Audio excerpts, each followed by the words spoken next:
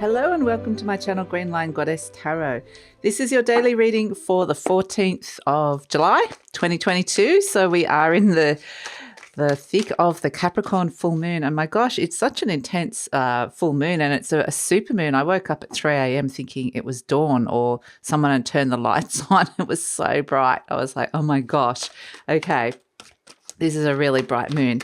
But yeah, I've actually been speaking to a few people. Some people have already had that little revelation moment of aha. And the moment is kind of like, this is me. There's like a deep personal truth that you're finding out about yourself. I don't feel like I've kind of got that yet. I feel like there's something I'm trying to break through to the other side, but I haven't quite got there. It feels like there's something that is just trying and a bit murky, and I don't know. I kind of have an idea about what it's about, but I don't know exactly what it's about. Speaking of which, the Tower came out, so this is the aha moment, the Emperor about stepping into your power, okay, who you are, your own authenticity, your own sense of right now I know what it is that I want to be doing. It's a real revelation that can be coming through with this moon. But it will come, it will come in different times. And that's the thing. There's a little bit of a 2-week activation period that's happening now between now and the new moon in Leo and then the full moon in Aquarius, which is mid-August. The next month is going to be very intense time with a lot of big changes coming through. So it could happen at various stages depending on what is happening for you, your chart. The Queen of Wands. So, yeah, lots of fire coming in here. The Ace of Cups, which is nice to get a little bit of the birth of some new feelings to come through, the birth of a new emotional cycle. And the High Priestess, we like it, my goodness, the High Priestess coming through. And the Seven of Wands, okay. So, ultimately, like I said, the Tower card is the first card. This is the revelatory energy of it's the rectangle building with a round crown, and then the lightning bolt comes and goes zzz, and you suddenly know something. It's like suddenly I've seen it. I can't unknow it. It's this truth that I've heard or I know, and something no longer fits or something is not me, because the Emperor sits on the throne with the crown. This is my crown. This is my sovereignty. This is my authenticity. This is me. So there's some sort of revelation about something you're doing in your life or some sort of idea of who you are that's suddenly clicking, or there's this sense of this truth can set you free or onto a whole new path of stepping into something that is connected to your sovereignty. And we've got the Emperor and the Queen. It's kind of interesting because I was like, okay, the divine masculine's coming in super strong with the Emperor energy, which is an Aries energy of initiating, taking action, making something a concrete reality.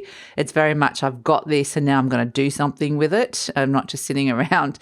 But the Queen of Wands is a little bit more of a divine feminine energy where it's like, okay, you might have that initial rush, that impulse of I need to do this, or there's something I need to activate in my life, or I need to kind of step into this energy of sovereignty that this is me. So it can be like this sort of quick flash energy. But the Queen of Wands energy, when it starts,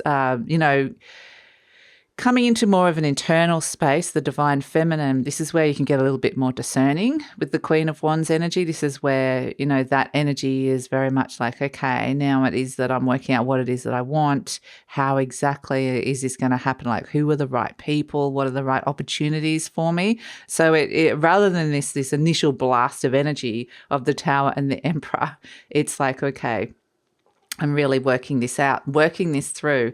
So the Tower with the Emperor energy the Emperor can represent people in power, authorities.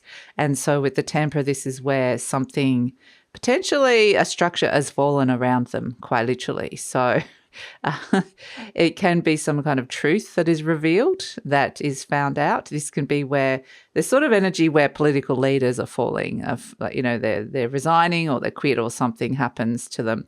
And this can be just in terms of your general life, who has the power in your world. This can relate to bosses or powerful friends, family, clients, powerful people that you're dealing with here. With the Emperor, there's something that comes in, some sort of revelation about your dynamic or about this person.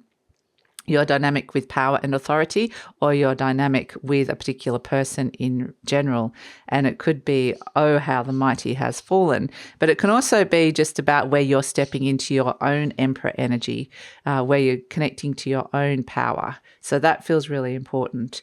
So yeah, this just feels like a really fast energy. Like I said, the Tower of the Emperor, like boom. And then it's a matter of like, okay, I need to kind of process this with the Queen of Wands, be really discerning about how I'm using this knowledge and this energy, this motivation and drive that I've got here. I do want it to be successful. I can't just kind of blast through everything. I do need to kind of have some sort of plan and discernment. And then the Ace of Cups is very lovely because this is the birth of the energy. So the Tower energy, the full moons are, they show things really clearly. They are a culmination energy, the end of a cycle. And this could happen quite dramatically with the Tower, or even unexpected with the Tower.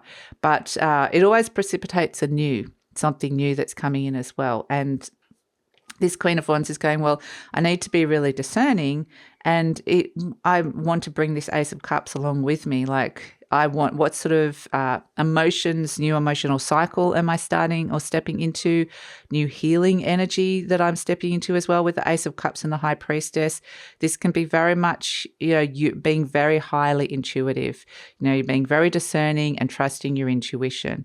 So, and listening to your heart with the Ace of Cups as well. I mean, the Queen of Wands is a Leo energy, which is all very heart-based. And so we are moving towards a Leo season. We're not there yet, but it is very much a sense of, sometimes you could get a sense of that energy creeping in beforehand.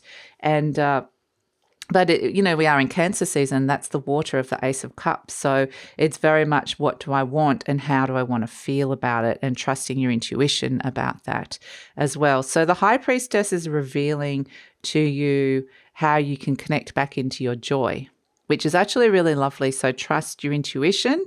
And this is a process. So it's a very divine feminine process with the Queen of Wands and the High Priestess. So yeah, this is where ultimately with the Seven of Wands, this is you getting yourself into a stronger position, a better position here. And it's a position to be able to defend. It's an elevated position as well. You've moved up in some way, and it's like, I'm prepared to defend where I'm at. I can speak up a little bit more, or maybe I've just got myself in a higher position somehow, a more elevated position in my life, however that applies. And this could be you stepping into your own power, quite literally. So the Seven of Wands does represent there's been a huge reevaluation of where you're at, the things that are motivating you, your relationship with power, and then how you're going to go about the knowledge that you've received from this new moon in terms of, where to from here. And so I think it's really lovely that the Ace of Cups and the High Priestess has turned up, because for some of you, this Ace of Cups and the High Priestess represents the High Priestess. The High Priestess can represent the person you love the most in your world, the person that means the most to you. And with the Ace of Cups next to that, that is the cup of love. And it can also be the cup of healing as well. So maybe there needs to be some sort of healing. Maybe it's about opening up more to this energy. Maybe it's healing, and because full moons are about letting things go. So what is it that you need to let go of from this energy and relationship with this person that you have truly loved? And that can be something where it's more of a reconnection. It can be a sense of healing, and I'm letting you go now, if it's been a past energy, or there's a separation energy around it as well. So there can be a lot of deep revelatory things that are coming in around this. But some of you, with the Ace of Cups and the High Priestess, this is healer energy. So you are potentially stepping into your own intuitive and healing abilities. So these can be psychic and intuitive arts, psychic revelations that are coming through with this. Not necessarily going to be for all of you, but it's definitely, I feel like, just on a general level, it's like a revelation comes in, you're being really discerning, and something is being revealed to you about how to step into healing, love, joy, how to bring this happiness, this cycle of some new feelings. Now, the Ace of Cups is there's water being spilled over as well, so it could be a very highly emotional time. There may be tears. There may need to be some kind of emotional release because, boom, these energies of the Tower, the Emperor and the Ace of Cups, it's all like, boom, some huge release that's coming in here.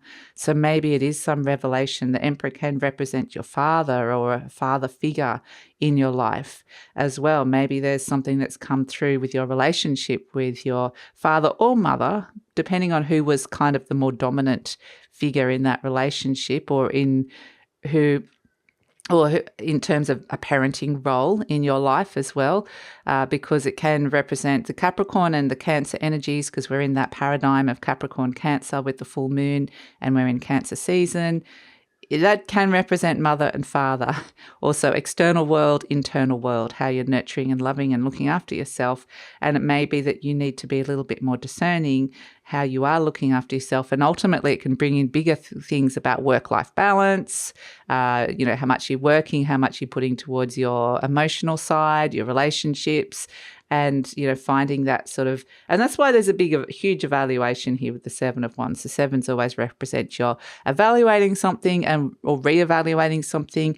And when the Wands energy, it's about your motivation, your drive, how much energy you want to put into something, what you're feeling really passionate about. So this could be that you could have like, okay, now I know something that I really want to do with my life. Now I know what I'm feeling passionate about or who I'm feeling passionate about. And now I'm starting to really work out how to go about that. So there's a lot to unpack in this. Ultimately, it's connecting into your own sovereignty, your own power, and getting yourself in a much stronger position to be able to move forward into this beautiful energy of what it is that you truly want on a heart level as well. So that's it. But I do feel like this is potential. There's more to this story coming, especially at the end of the month and the start of August. So, yeah, interesting.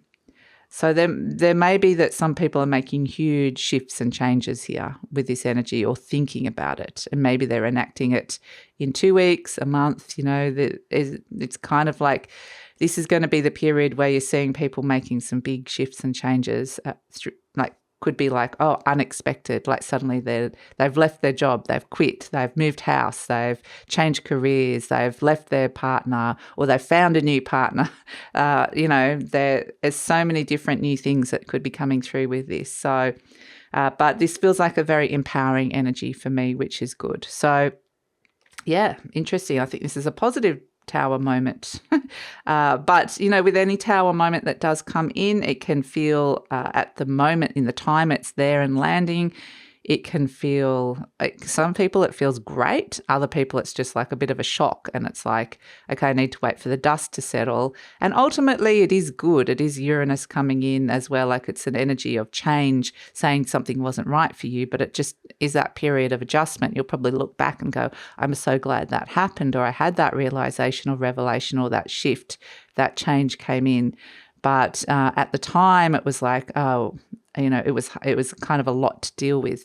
So it's going to be different for all of you. And some of you, this could be just like an internal shift and change. Others, it can be external. And others, this is something that's activating now that you won't see the shifts and changes till later. So with the Tower energy, the timing of it is very unpredictable.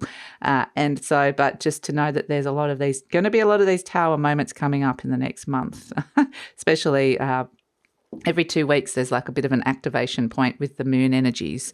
So, and it's not just the moons, there's a planetary aspects that are happening as well. But just to be aware of that, and you can work really positively with this as well. So that's it. That's why it's such a powerful full moon energy coming through. And yeah, look forward to seeing what tomorrow brings.